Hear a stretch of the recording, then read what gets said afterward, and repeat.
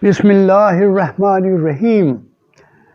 Today's lecture is on Shakespearean tragedy. An introduction. While Shakespeare wrote several tragedies, he is famous for his four of them. Chronologically, they are Hamlet, Othello, King Lear, and Macbeth. These are the most gloomy and dark plays, and therefore Shakespeare is often described as one overladen with grief and sorrow. He has also been designated by some critics as one who has turned lunatic under the stress of the worldly phenomenon. These are no doubt very dark tragedies, and one gifted with human sympathy cannot remain unmoved by what he watches in the theatre. Bradley quotes Schlegel, who describes Hamlet as a tragedy of thought and the rest of the three as tragedy of passion. There is some truth in such a description of these plays.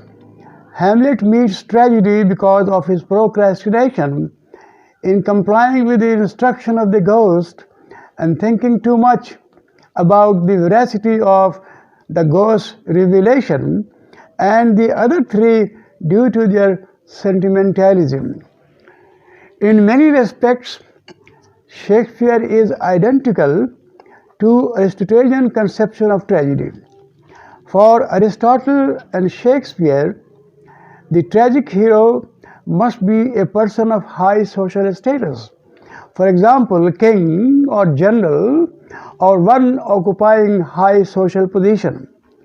The reason being that if a person of high social status meets tragedy, its effect is more poignant and spreads far and wide in comparison to one who is a commoner. Shakespearean tragedy is dominated by one person.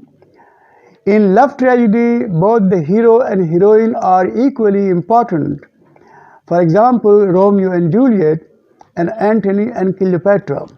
The rest are single stars. In Shakespearean tragedy, the suffering of the character or characters is unexceptional and unexpected. It is due to fate as well as character. Hamlet invites his suffering because of his thinking too precisely about the task imposed upon him by the ghost. This is not to deny the role of fate. Had there been Othello in his place, the tragedy would have been averted. It is therefore very apt to say that in Shakespearean tragedy, the suffering is caused by fate as well as character. Added to this, we cannot ignore the role of chance and supernatural in precipitating the tragedy. If the ghost in Hamlet had not appeared, the mystery about the death of Hamlet the Senior would not have been revealed, and tragedy would have been avoided. This indicates that chance and supernatural have their role in precipitating happiness or misery. We cannot ignore them as figment of imagination in the mind of characters. Shakespearean tragedy is also characterized by comic relief. Shakespeare has provided this relief in order to reduce the overstrained nerves of the audience. Mostly such passages occur in the beginning or middle of the play, which grows more somber as it nears the end.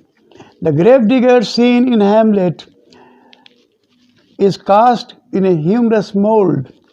From the talk of the gravediggers, it becomes apparent that they are preparing the grave of Ophelia. Thus, the situation provides a combined feeling of sorrow and relief. Shakespearean tragedy always ends in death.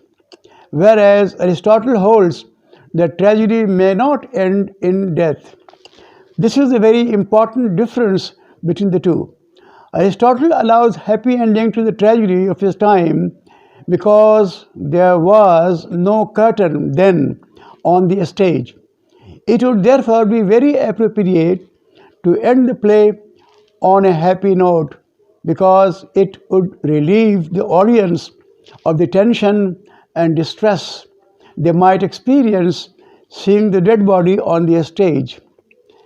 In Shakespearean tragedy, there is no poetic justice, for it implies reward and punishment in exact proportion.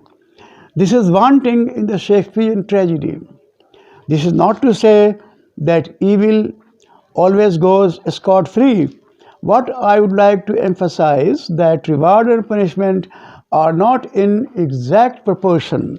There seems to be no reason why Hamlet should suffer because he was fighting against the evil. In Shakespearean tragedy, both evil and good suffer indiscriminately. Thank you very much.